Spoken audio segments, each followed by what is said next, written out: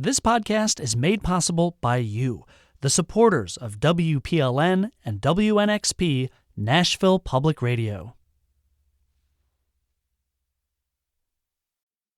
This is the Nashvillager Podcast.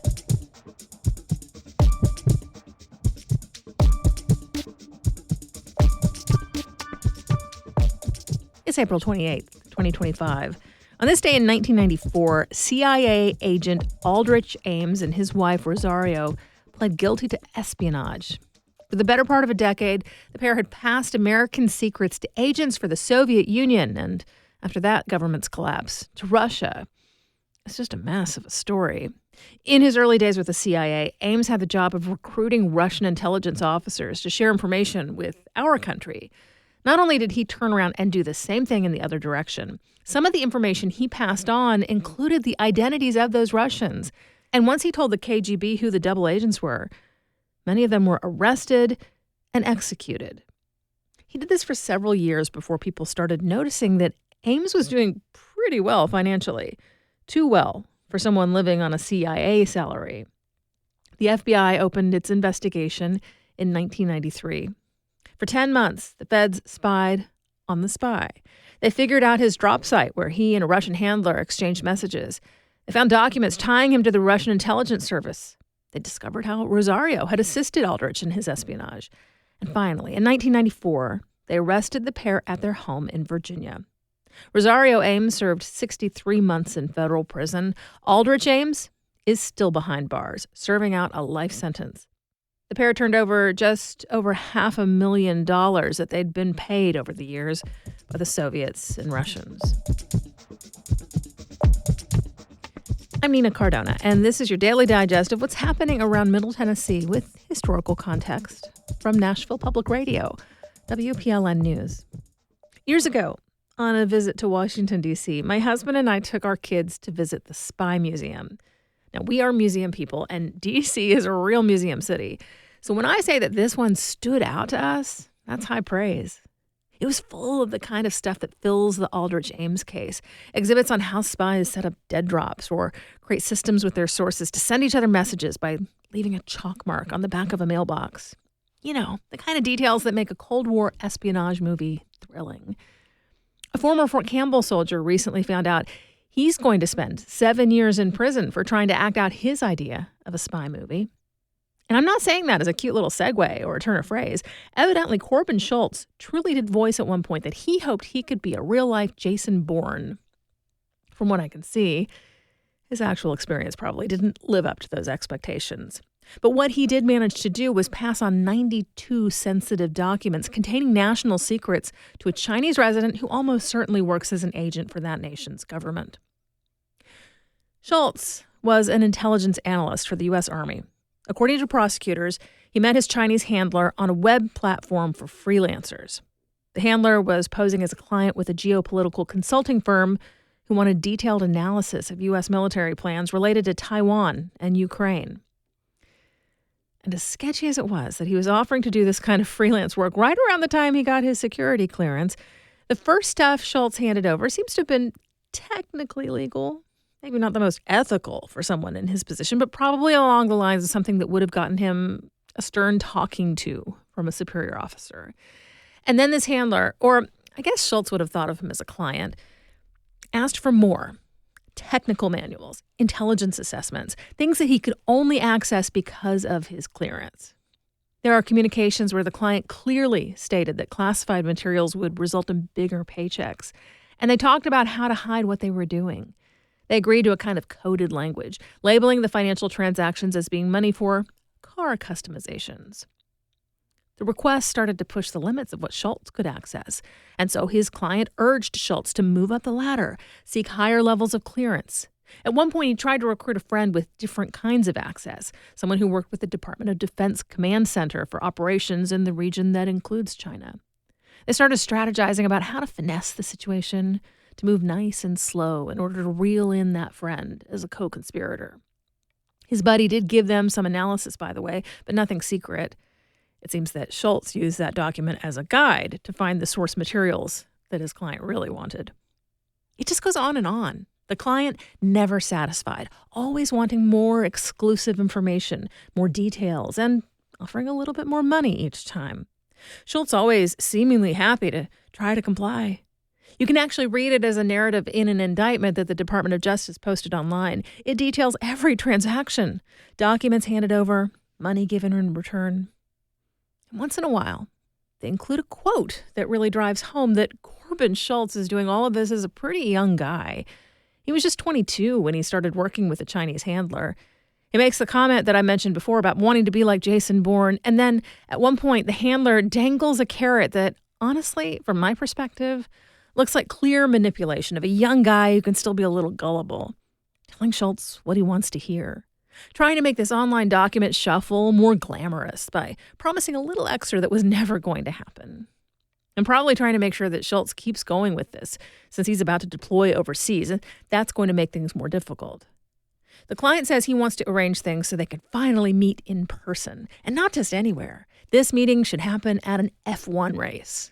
And they've got big stuff to talk about at that race. The client says it's time to make Schultz a senior partner with a big signing bonus. And to this, Schultz replies, "Oh, snap."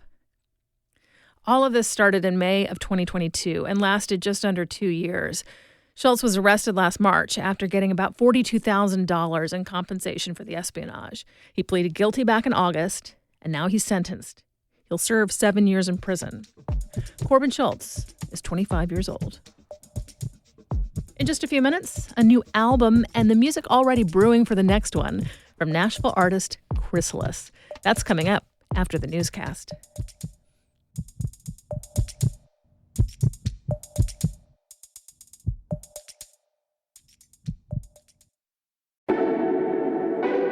On This Is Nashville, we're taking a journey into the identity of this place we call home.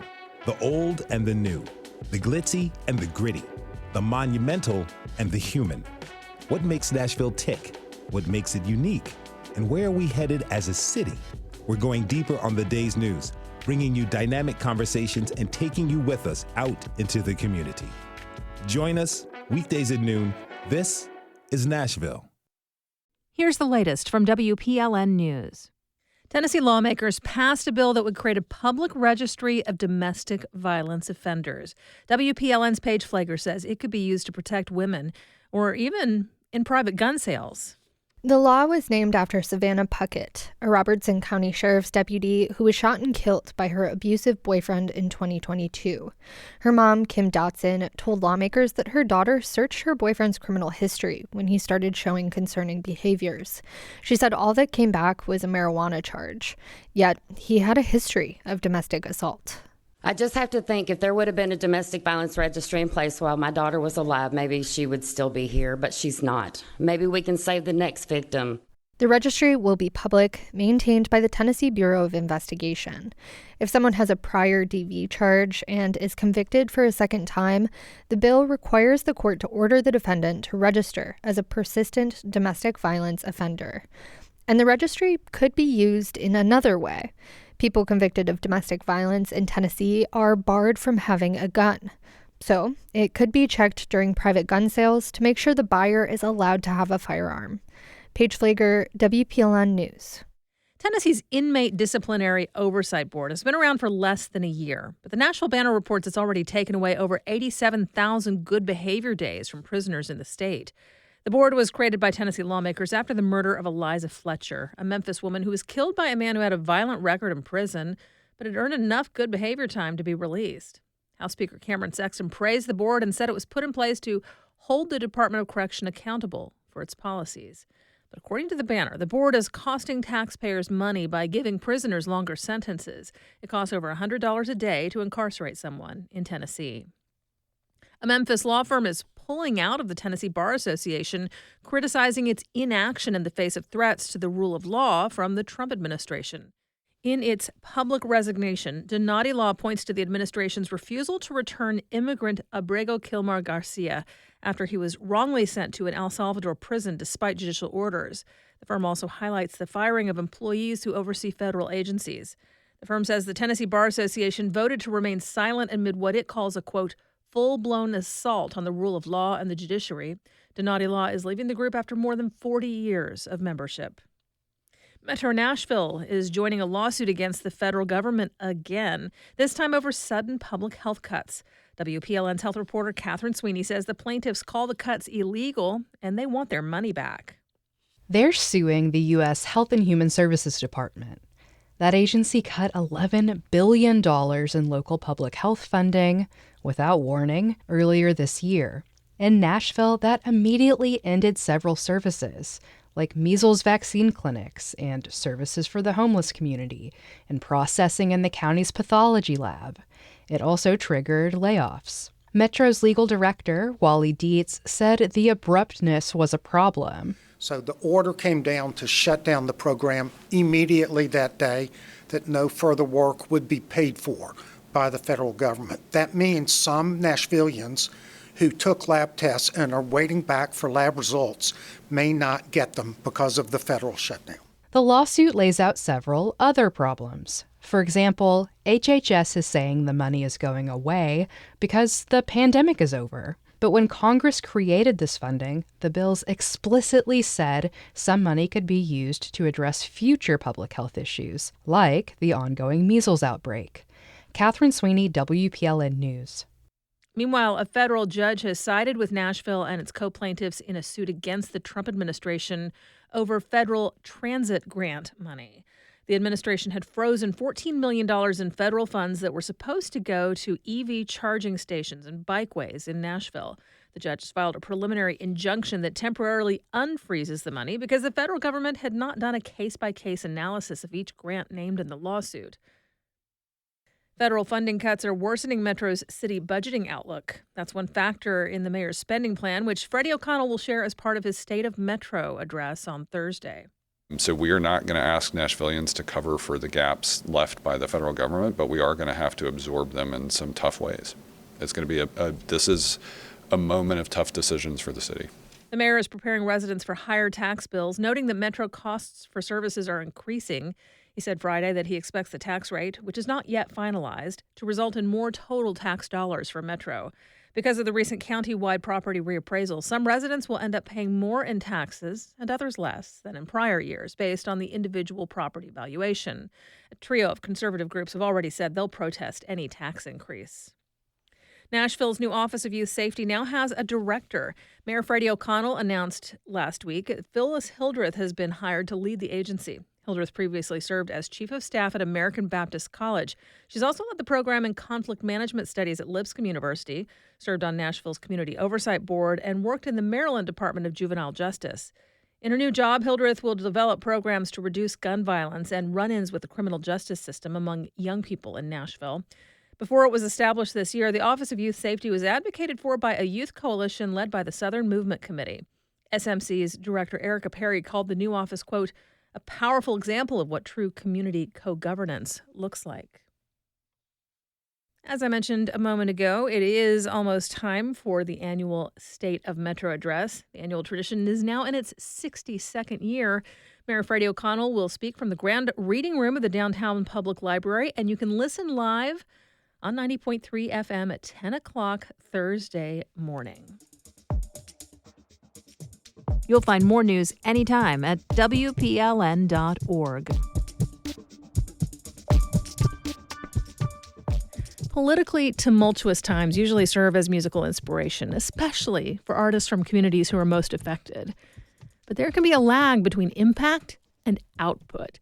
And that's the case with WNXP's Nashville Artist of the Month, Chrysalis. A recent Boston transplant, Chrysalis has been very engaged on social media about their feelings as a non-binary person in this current moment. Well, you don't hear it directly on their new album, Dog Songs. They shared that it will be there for the next round in a recent conversation with WNXP's Jason Moon Wilkins. Yeah, it's definitely influencing my writing. I think, honestly, I cannot put a pen to a piece of paper right now without writing about things that are bigger than me. Yeah, it's just the things that I'm like stressed about, and the things that I'm trying to grapple through is what I'm always writing about. And what I'm stressed about right now is that. And there's a song that does feel like it has a little bit of that in it with Do You? Do you believe that we go go to the same place in the end.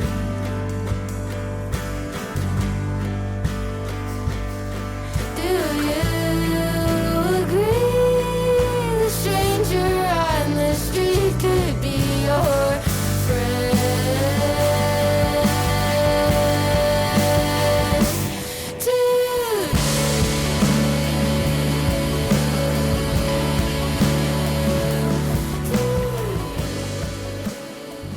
You ask questions in the chorus, and I wonder, who are you asking those questions to? Man. So that, well,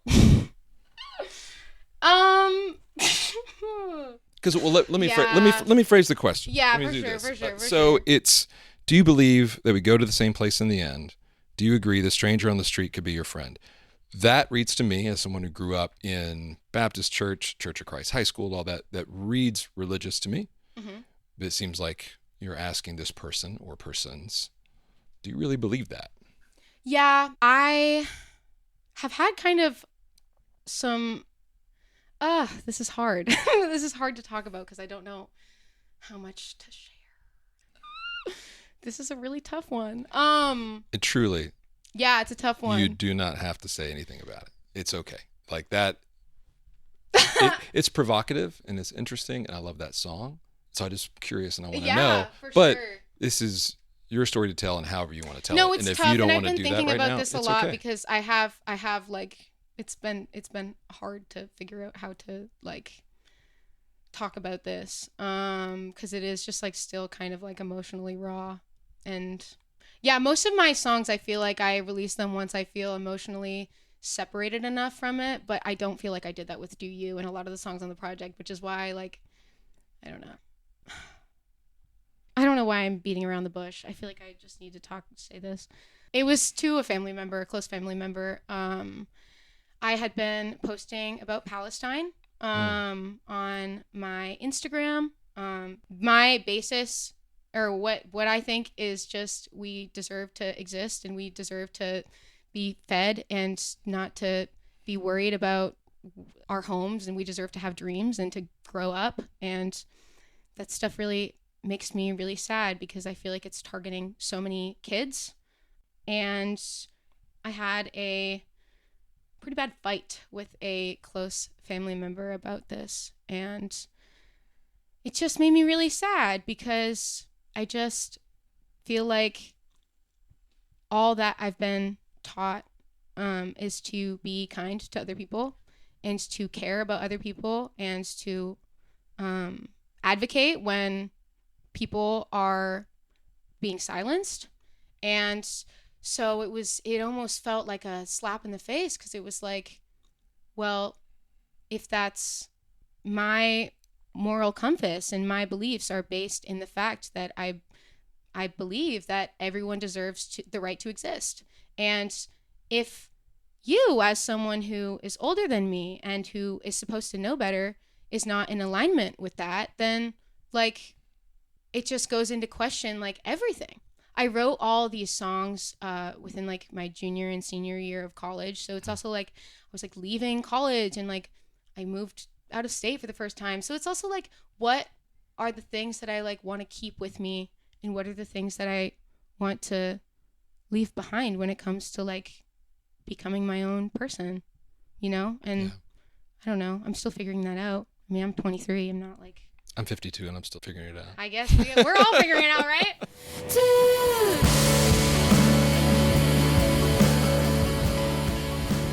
We do this roundup of Nashville news every weekday, so subscribe in your favorite podcasting app to make sure you never miss an episode. And if you like this, you'll probably enjoy the Nashvillager newsletter too. You'll get perspective from more of my colleagues at Nashville Public Radio and links to the stories we're following. Sign up for those daily emails at WPLN.org/Nashvillager. Thanks so much for listening. Let's make this day a good one, and we'll catch back up tomorrow.